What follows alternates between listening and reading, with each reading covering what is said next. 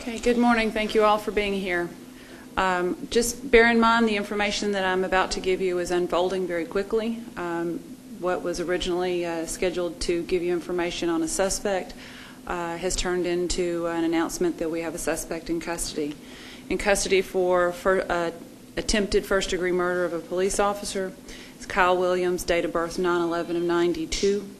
Lieutenant Al Wilson is here. He will provide you with the basic details of what we can tell you at this point. He is already here to answer questions that we were asked before. He is already here at the station. Lieutenant Wilson will provide you the details we have at this point. We will provide further details as we have them. Hello. Earlier this morning, we received information that Mr. Williams was the primary suspect in the shooting of this police officer. We have attempted to locate him at several different locations throughout the city and outside of the city limits of Lakeland. At approximately 30 minutes ago, we received information from the suspect's mother that the suspect was on the telephone with her. I engaged in conversation with the suspect, and we were able to convince him to walk south of his location and surrender. The suspect was located just south of the Crystal Court Apartments inside the perimeter that we set up earlier, and surrendered without incident. How did you find him? One of the things before we get to the questions, we have to give you an update on the officer at this point. We have no further information on his condition. We should have additional information on that. Before we get to questions about the suspect, I ask everyone to once again keep Officer Crispin in your prayers, him and his family. This is something that has shaken the Lakeland Police Department and the Lakeland community. Our hearts go out to him and his family. Additional updates will come on his condition as we get them. Questions? So the mother assisted in getting her son to surrender. Can you kind of elaborate on that a little bit more? The suspect was on the phone with his mother, and his mother was here at the police department to help us bring her son in. While she was here, when I arrived, the suspect was still on the phone with her, and we talked to the suspect and convinced him to surrender. Do you know where he was in another location? He was in an apartment or near where you were looking at the time? Yes, he was near where we were looking. He was indeed inside of the perimeter in the Crystal Grove area. Lieutenant, in the initial stop, there were 3 subjects that Officer Crispin was talking to.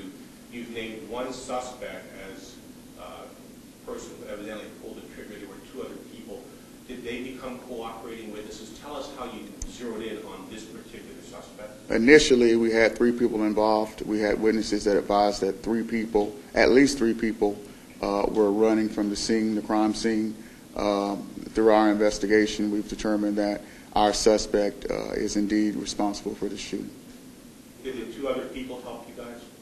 Well, I don't want to get into too much detail about the criminal investigation right now, but we are certain that we have the right individual in custody. Are there other suspects that you're looking for at this time, or are we finished as far as? Not at this time.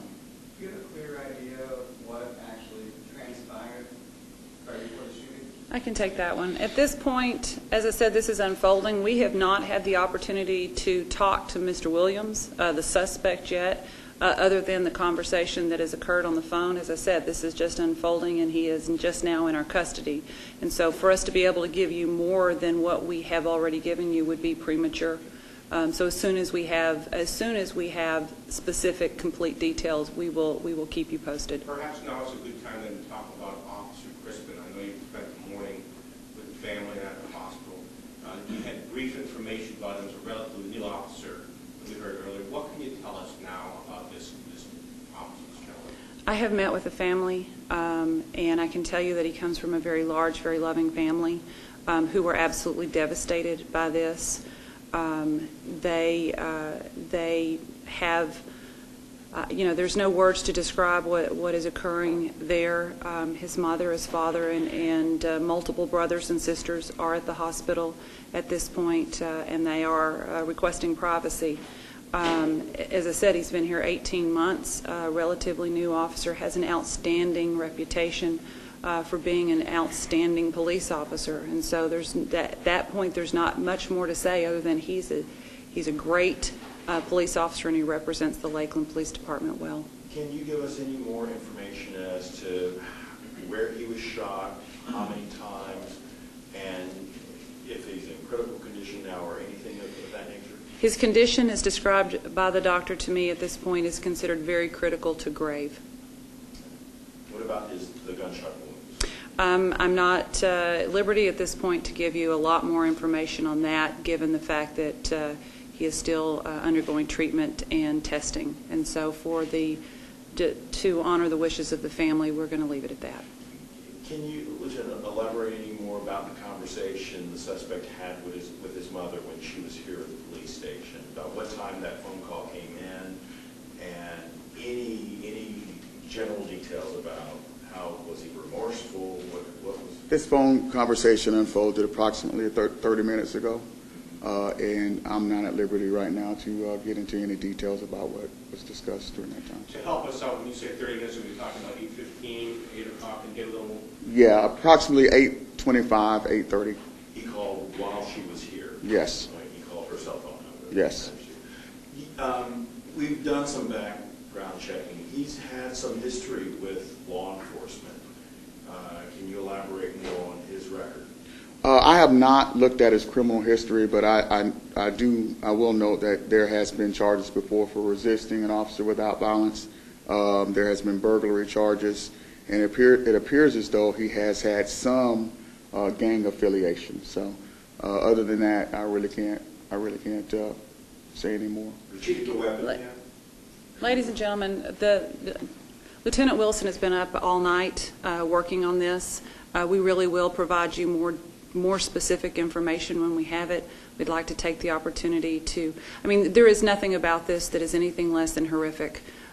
We don't have the details that you want. We wanted to get out something very quickly to let you and the community know that this person is in custody.